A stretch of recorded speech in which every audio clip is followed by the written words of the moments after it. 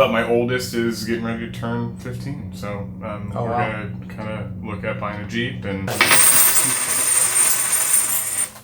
it's raining silver today. And then we have the 1921 high relief piece dollar in MS65. It is CAC approved. But what we normally run into is that they're not excited. They have other passions, other things that really get them going, that they want to spend your money on when you pass away. Hey guys, Drew with Kush Collectibles. Welcome back to a brand new video. In this video, we're going to be buying a coin collection from Jack. He's bringing in some gold and some silver into the office today, so we're excited to jump in and show you guys everything that's going on. So without further ado, let's get into today's video. So many times, locally, we end up seeing collections that don't really have to do a lot with collector coins. They have a lot to do with 90% silver. So 90% silver is very prevalent, especially where we are and anywhere across the United States. It's not necessarily coins that are collector grade, but they're coins that are really close to the spot price of silver. And so we got a call just yesterday from Jack. Jack said, hey, I want to know what you guys are paying for certain items. We sent him what we were paying for them, and he said, that sounds great, that sounds fair. Let's sit down today and work through everything. And so we're going to write up a big check for him today, but also show you guys everything that we purchased. So we hope you guys enjoy it. Let's jump into the footage. Our 50,000 subscriber giveaway is this 1927 $20 gold piece, graded MS65 by NGC. As we get closer to 50,000, we'd like you to continue to like, subscribe, and comment on all the videos. What'll happen as we get closer to 50,000 and cross 50,000, we will use a random comment picker to pick the comment on the video after 50,000 subscribers.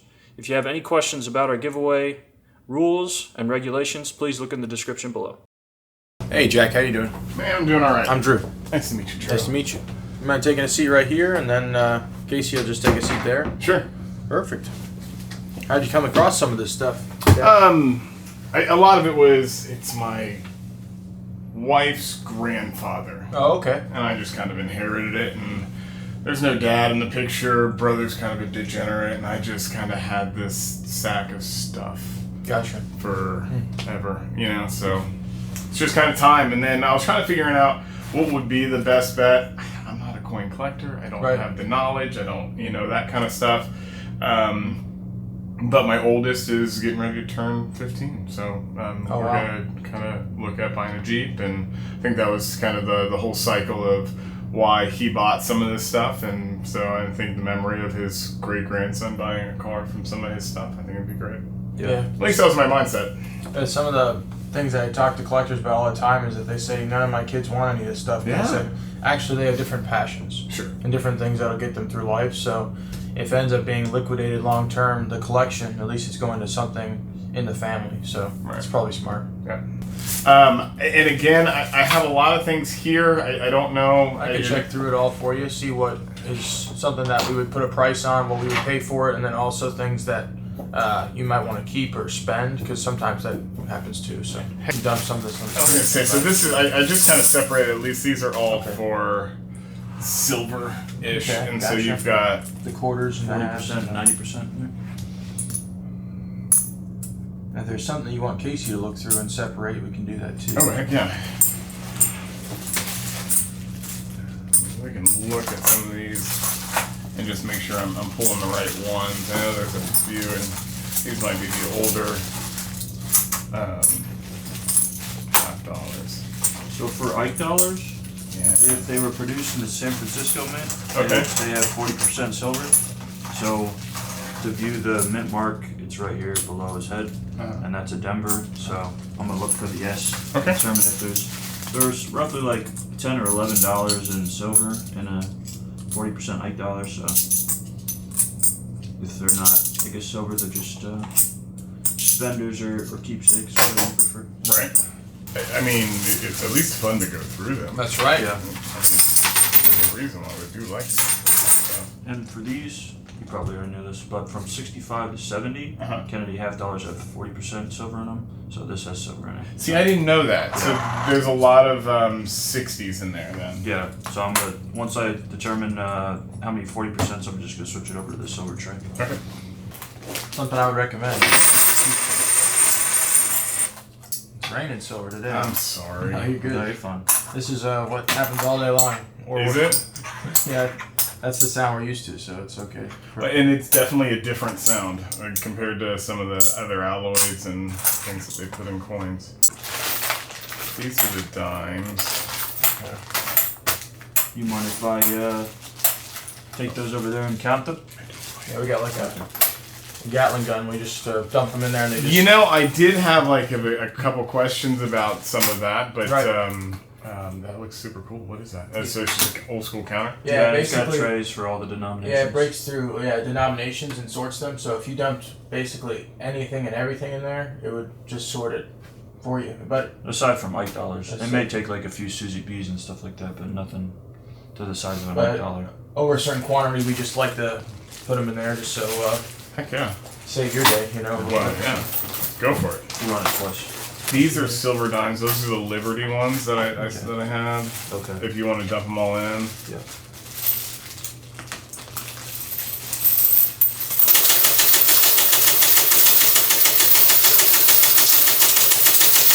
$47, so 470 dimes. Okay, cool. So a little bit more than expected. I guess he just kept tossing them in there over time or something. So Yeah. You mind if I take it out of this capsule? I don't mind at all. That is not a sealed capsule. after a while, but we started out selling just coins themselves, and then it started to become a little bit bullion when we kind of got an office. We normally did a lot of things online with collector coins, going to shows, but then we got an office too, which was nice. But, Right. yeah. Let me see how many I have here. She's good. Would you like to weigh it as So well? with this scenario, I just this is a sigma, which Yep. basically determines the validity of a precious metal. I've switched it to gold American Eagle, and if it falls within the brackets, it's legitimate. Hey, you fell in between the brackets. Yeah. Did you want to put it on the scale, Joe? Yeah, so, okay. Let me see if I can. I actually still have the receipt.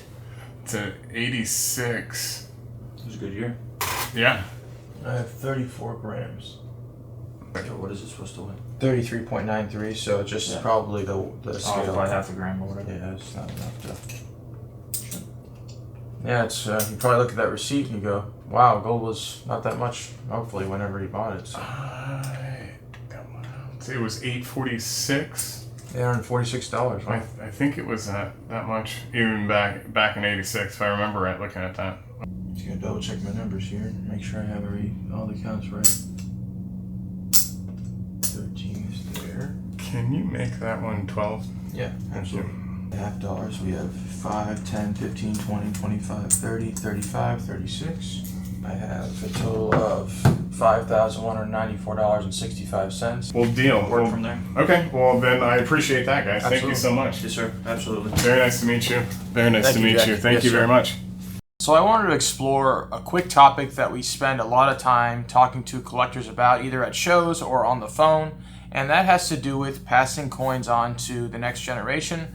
The next generation may be excited to receive your coin collection, or they may not be excited to receive your coin collection, but what we normally run into is that they're not excited. They have other passions, other things that really get them going, that they want to spend your money on when you pass away. We end up getting calls saying, hey, I leave my business card with my wife, or I leave your business card with my kids, and that's very good and great thing to do, but the best thing you can do probably is to know when you feel like you're done collecting, and to give us a call or give us an email just saying, hey, I want to sell, because for us, it's easier to sit down with you and talk with you about your collection and get to tell you the prices that we feel is fair for what we should pay for each coin and the whole lot of coins that you might want to sell. Because when you're sitting down with somebody that may not understand the coin collection, it really can be hard for them. And so what we recommend is we actually recommend that you spend the time and work with us to sell your coin collection if you feel like that time has come. So you guys can reach out to us at 832-538-4122. You can send us photos there, text us photos, or you can email us akushacollectibles@gmail.com. We'd like to take a moment and briefly review what we bought today in our appointment with Jack. As you look down here, we have $47 and 90% silver Roosevelt and Mercury dimes. As you go through these tubes, we've started to separate them for our organization. You have peace dollars in this roll. We have 21 Morgan dollars and pre-21 Morgan dollars. As we move further in, we have more 90%, if I can get this open, 90% Franklin half dollars. More 90% Franklin half dollars in this roll, you get the idea. 40% Kennedy half dollars, and some 90% Washington quarters. We enjoy bullion, we can't get enough. We will continue to buy it at the right price through the office. Thank you for taking a moment to listen to Jack's story. Once again, we are here to educate and talk to people about, what's silver, what's not, what's valuable, what's not. So, if you enjoy it, please leave a comment on what your thoughts were. So during our time at the Tyler Coin Show, we purchased close to 120 slab coins at different levels, different denominations, things that we knew you guys would enjoy. So you can either check those out on our website, KushaCollectibles.com, or on our eBay. Both of those links will be in the description below, and we're going to take a few moments later on in this video to show you some of those coins so you can see them in real time. Alright guys, the first coins I want to show you today is this 1896 Barber Quarter. It's in the San Francisco Mint. It is graded VG10. It is CAC approved. It is one of the key dates of the series, but wait, there's more.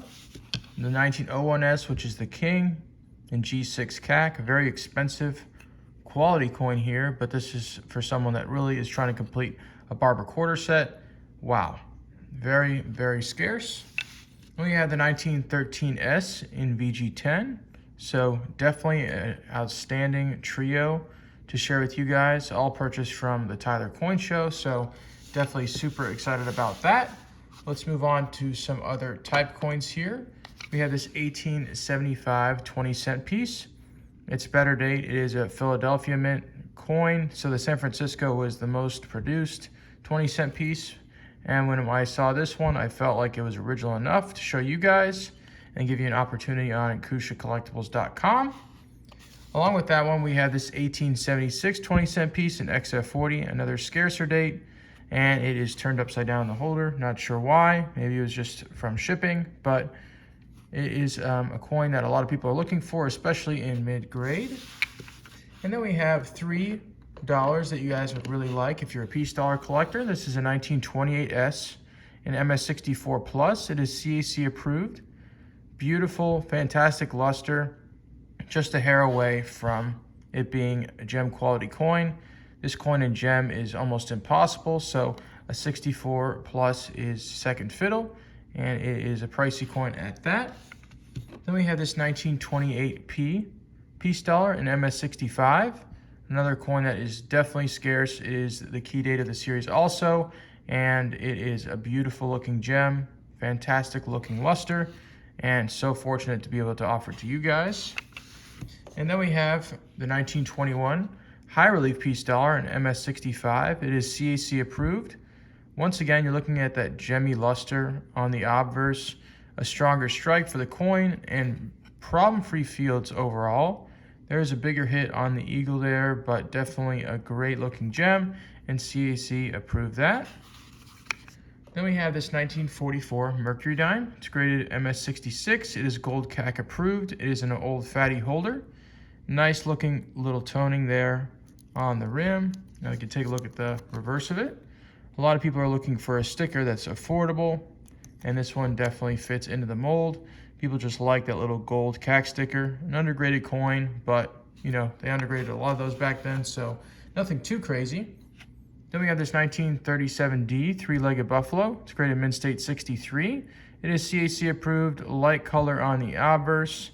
And then when you're taking a look at the reverse, you see that color kind of going on the reverse as well. Definitely one of the best three-legged buffaloes we've ever purchased and be able to offer to you guys. So definitely a cool milestone there. Then we have this 1864 2-cent piece. It is the small motto variety. So the scarcer variety, people that are looking for a nice 2-cent piece set, this one definitely is on the top of the list, and it is affordable for it being mid-grade. So wanted to try this one out. Then we have this 1892 Colombian half dollar. It's graded mint state 64 proof-like.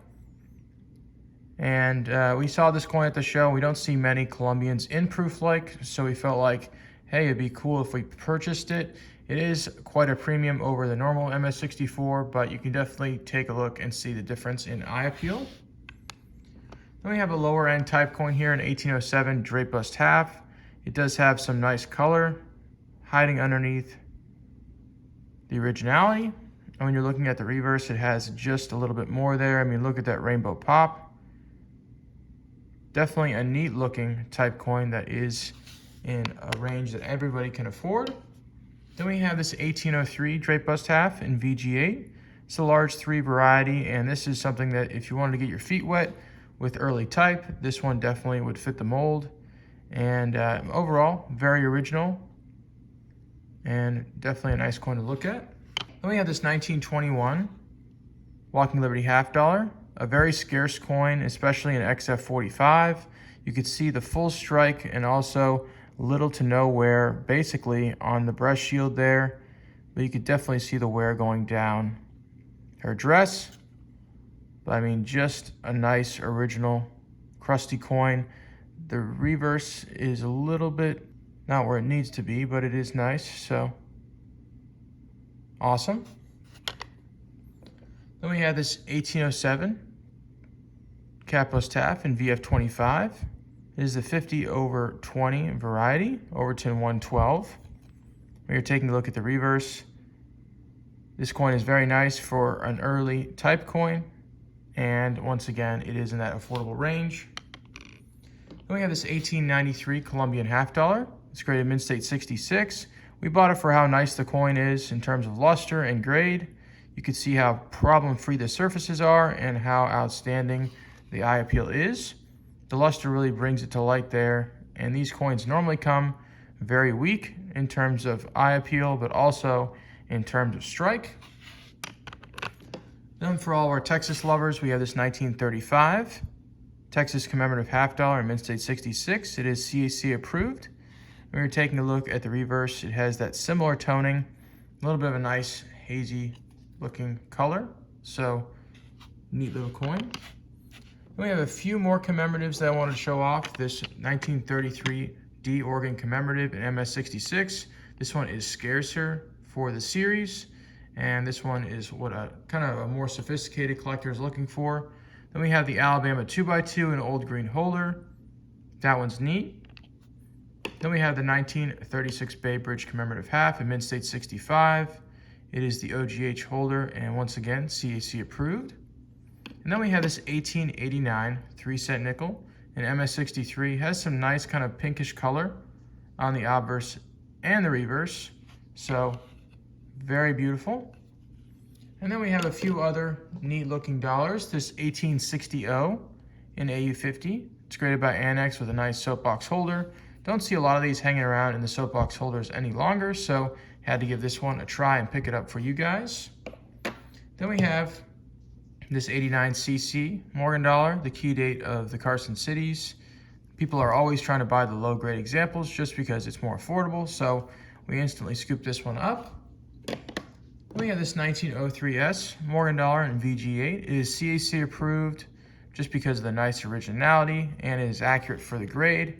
The micro S is harder to come by. I think it increases the value by about 2-fold. So this one is for someone that is looking for that variety. Then we have this first year seeded dollar in XF45. Nice original crusty looking coin. Definitely tougher to find than most people think. And it is not CAC approved, but it does have a nice looking amount of originality. And then we have this 1802 drape bust dollar to end everything out in VG8. Definitely to get your feet wet in the drape bust dollar series. VG8 is an accurate grade, I think, on this coin, and it is a fair coin to buy, especially if you're moving into drape bust dollars. But thank you guys for letting me show you all these beautiful coins. Thank you guys for watching today's video. If you guys enjoyed today's video, make sure to leave a like, comment your thoughts on everything that we talked about today, all the cool coins we showed off, and make sure to subscribe. We got videos coming out every single week, and we want you guys to be a part. We'll see you guys next time.